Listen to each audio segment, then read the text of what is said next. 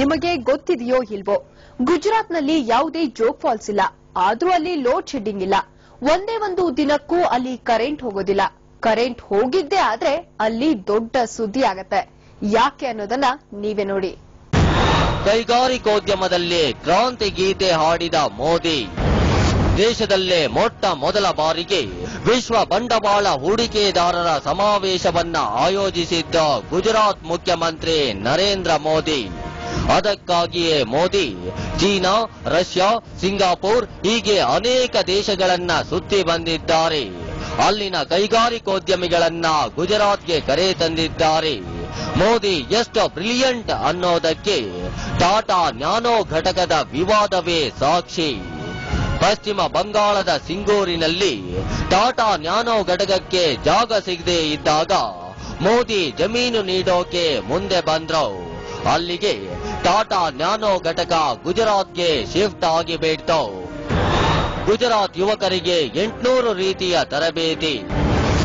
ಯಾವಾಗ vibrant Gujarat global investor summit ಯಶಸ್ವಿಯಾಯಿತೋ ಆವತ್ತೇ ಮೋದಿ ಒಂದು ನಿರ್ಧಾರ ತೆಗೆದುಕೊಂಡ್ರು. ವಿದೇಶಿ ಕಂಪನಿಗಳಿಗೆ ಬೇಕಾದಂತೆ ಯುವಕರನ್ನ ಟ್ರೈನ್ ಅಪ್ ಮಾಡಿದ್ರು. ಅದಕ್ಕಾಗಿಯೇ ವಿಶೇಷ ಕಾಲೇಜ್ಗಳನ್ನ ಆರಂಭಿಸಿ 800 ರೀತಿಯ ತರಬೇತಿ ಕೊಟ್ರು.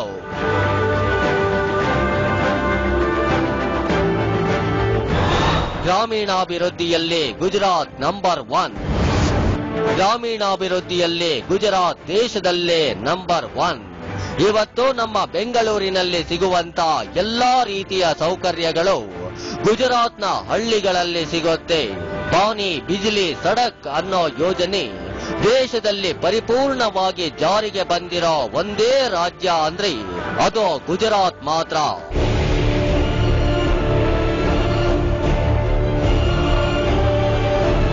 ವಿದ್ಯುತ್ ಕ್ಷೇತ್ರದಲ್ಲಿ ಕ್ರಾಂತಿ ಮಾಡಿದ ಮೋದಿ.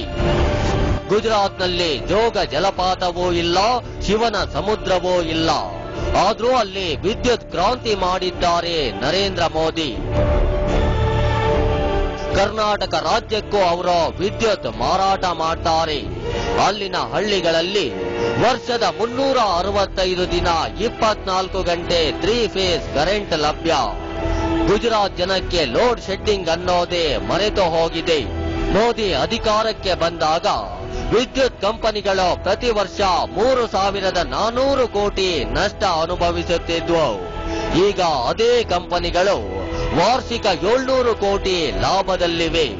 ಅಲ್ಲಿನ ಹಳ್ಳಿಯಲ್ಲಿ ಟಿವಿ ಇದೆ, ಕಂಪ್ಯೂಟರ್ ಇದೆ, ಇಂಟರ್ನೆಟ್ ಇದೆ, ಆಸ್ಪತ್ರೆ ಇದೆ, ಸ್ಕೂಲ್ ಇದೆ. ಹೀಗಾಗಿಯೇ ಗುಜರಾತ್ನಲ್ಲಿ ವಲಸೆ ಪ್ರಾಬ್ಲಮ್ ಇಲ್ಲ.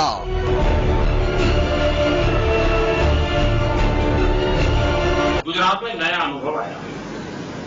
ನಾನು ಜ್ಯೋತಿ ಗ್ರಾಮ ಯೋಜನೆ ಜಾರಿಗೆ ತಂದಿದ್ದೇನೆ. ಆ ಯೋಜನೆಯಿಂದಾಗಿ ಪ್ರತಿ ಗ್ರಾಮಕ್ಕೂ 24 ಗಂಟೆ ವಿದ್ಯುತ್ ಕೊಡಲಾಗ್ತಾ ಇದೆ. ಭಾರತದಲ್ಲಿ ಗುಜರಾತ್ ಒಂದೇ ಕರೆಂಟ್ ಹೋಗದ ರಾಜ್ಯ. ಇಲ್ಲಿ 24 ಗಂಟೆ ವಿದ್ಯುತ್ ಸಿಗುತ್ತೆ. ವಿದ್ಯುತ್ನಿಂದಾಗಿ ಗ್ರಾಮೀಣ ಪ್ರದೇಶದ ಜನರ ಜೀವನ ಮಟ್ಟ ಸುಧಾರಿಸಿದ್ದು, ನಗರಗಳಿಗೆ ವಲಸೆ ಹೋಗುತ್ತಿದ್ದವರ ಸಂಖ್ಯೆಯಲ್ಲಿ 30% ಕಡಿಮೆಯಾಗಿದೆ. ಇಲ್ಲಿ ಪ್ರತಿಯೊಬ್ಬರು ಗಮನಿಸಲೇಬೇಕಾದ ಒಂದು ಸಂಗತಿ ಇದೆ. ಅದೇನಂದ್ರೆ ಮೋದಿ ಇವತ್ತಿಗೂ ಭಯೋತ್ಪಾದಕರ ನಂಬರ್ 1 ಟಾರ್ಗೆಟ್.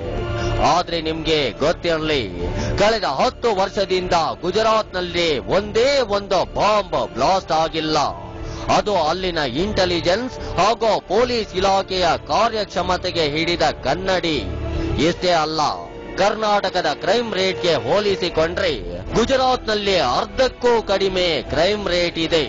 ನಿಜ ಹೇಳಬೇಕಂದ್ರೆ ಗುಜರಾತ್ನಲ್ಲಿ ಇಂಥದ್ದೊಂದು ಕ್ರಾಂತಿ ಆಗೋಕೆ ಕಾರಣ ನರೇಂದ್ರ ಮೋದಿಯಲ್ಲದೆ ಬೇರೆ ಯಾರೂ ಅಲ್ಲ. ನರೇಂದ್ರ ಮೋದಿ ಯಾವತ್ತೂ ತಮ್ಮ ಸಂಬಂಧಿಕರನ್ನ ಮನೆಗೆ ಬಿಟ್ಕೊಂಡಿಲ್ಲ. ಹಬ್ಬ ಹರಿದಿನಕ್ಕಷ್ಟೇ ಅವರೆಲ್ಲ ಸೀಮಿತ. ಮೋದಿಯ ಇಂಥ ಕ್ಯಾರೆಕ್ಟರ್ಗಳನ್ನ ಕಂಡೇ ಅಮೆರಿಕಾದ ಟೈಮ್ ಮ್ಯಾಗಝೀನ್ ಮೋದಿಯನ್ನ ಹಾಡಿ ಹೊಗಳಿದೆ. ಮೋದಿ ಮೀನ್ಸ್ ಬಿಸ್ನೆಸ್ ಮನ್ ಅನ್ನೋ ಬಿಸ್ನೆಸ್ ಮನ್ ಲೇಖನದಲ್ಲಿ ಮೋದಿ ಮುಂದಿನ ಪ್ರಧಾನಮಂತ್ರಿ ಆಗ್ತಾರಾ ಅನ್ನೋ ಪ್ರಶ್ನೆಯನ್ನ ಎತ್ತಿದೆ.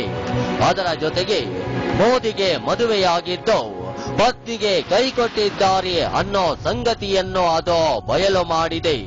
ವಿಷಯ ಏನಂದ್ರೆ ಟೈಮ್ ಮ್ಯಾಗಝೀನ್ ಮಾಡಿರೋ ಈ ಲೇಖನಕ್ಕೆ ರಾಜಕೀಯ ವಲಯದಲ್ಲಿ ನಾನಾ ರೀತಿಯ ರೆಸ್ಪಾನ್ಸ್ ಸಿಕ್ಕಿದೆ. Narendra Modi means business, Narendra Modi means vision in action, Narendra Modi means development and progress. We are proud of him. मैं एक बात का धन्यवाद जरूर करूंगा टाइम मैगजीन का. ನಾನು ಒಂದು ವಿಷಯಕ್ಕೆ ಟೈಮ್ ಮ್ಯಾಗಝೀನ್ಗೆ ಧನ್ಯವಾದ ಹೇಳಕ್ಕೆ ಇಷ್ಟಪಡ್ತೀನಿ. ಅದೇನಂದ್ರೆ ಮೋದಿ ಪದೇ ಪದೇ ಹೇಳ್ತಿದ್ರು ನಾನು ಮದುವೆ ಆಗಿಲ್ಲ, RSS ಪ್ರಚಾರಕರು ಮದುವೆ ಆಗೋ ಆಗಿಲ್ಲ ಅಂತ. ಆದ್ರೆ ಟೈಮ್ ಮ್ಯಾಗಝೀನ್ ಮೋದಿ ಮದುವೆ ಆಗಿದ್ರು, ಆದರೆ ಅವರ ಪತ್ನಿಗೆ ವಿಶ್ವಾಸಿಯಾಗಿರಲಿಲ್ಲ ಅನ್ನೋದನ್ನ ಬಯಲು ಮಾಡಿದೆ. Mr. Narendra Modi to become the Prime Minister of India. Mister Narendra Modi ಭಾರತದ ಪ್ರಧಾನಿಯಾಗೋದಾದ್ರೆ ಅದಕ್ಕೆ ಭಾರತದ ಎಲ್ಲಾ ಪ್ರದೇಶದ ಜನರ ಒಮ್ಮತ ಬೇಕಾಗುತ್ತೆ. ಗುಜರಾತ್ನಲ್ಲಿ ಮೋದಿ ಯಶಸ್ಸಿನ ಕತೆ ಏನೇ ಇರಬಹುದು, ಅದರಿಂದ ಪ್ರಾದೇಶಿಕ ಬೆಂಬಲ ಸಿಕ್ಕೇ ಸಿಗುತ್ತೆ. ಆದ್ರೆ ಭಾರತದ ಬಗ್ಗೆ ಹೇಳೋದಾದ್ರೆ ನಮ್ಮದು ದೊಡ್ಡ ರಾಷ್ಟ್ರ. ಇಲ್ಲಿ ಭಾರತದ ಸಿಂಬಲ್ ಆಗಿ ಗುರುತಿಸಿಕೊಂಡವರಿಗೆ ಮಾತ್ರ ಪ್ರಾತಿನಿಧ್ಯ. ಮುಖ್ಯಮಂತ್ರಿಯಾಗಿ 10 ವರ್ಷ ಪೂರೈಸಿರೋ ನರೇಂದ್ರ ಮೋದಿ ಇವತ್ತಿಗೂ ಒಂದೇ ಒಂದು ದಿನ ರಜೆ ತೆಗೆದುಕೊಂಡಿಲ್ಲ. ದಿನ ಇರ್ಲಿ, ಅವರು ಒಂದೇ ಒಂದು ಕ್ಷಣವನ್ನು ವೇಸ್ಟ್ ಮಾಡಲ್ಲ. ಹೀಗಾಗಿನೇ ಮೋದಿ ಸ್ವತಂತ್ರ ಭಾರತದಲ್ಲಿ ಯಾವ ಸಿಎಂ ಕೂಡ ಮಾಡದ ಸಾಧನೆಗಳನ್ನ ಗುಜರಾತ್ನಲ್ಲೇ ಮಾಡಿ ತೋರಿಸಿದ್ದಾರೆ. ಆದ್ದರಿಂದಲೇ ಜನ ಅವರನ್ನ ರಾಷ್ಟ್ರದ ಪ್ರಧಾನಮಂತ್ರಿಯಾಗ್ಲಿ ಎಂದು ಆಶಿಸುತ್ತಾರೆ ಅಂತ ಟೈಮ್ ಮ್ಯಾಗಝೀನ್ ಬರೆದಿದೆ.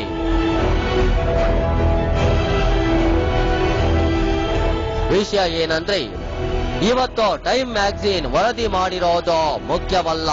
ಬರಪೀಡಿತ ರಾಜ್ಯ ಅಂತ ಹಣೆಪಟ್ಟಿ ಕಟ್ಟಿಕೊಂಡಿದ್ದ ಗುಜರಾತ್ನಲ್ಲಿ ಅಂತದ್ದೊಂದು ಕ್ರಾಂತಿ ಮಾಡಿದ ನಿಜವಾದ ಕೀರ್ತಿ ನರೇಂದ್ರ ಮೋದಿಗೆ ಸಲ್ಲಲೇಬೇಕು.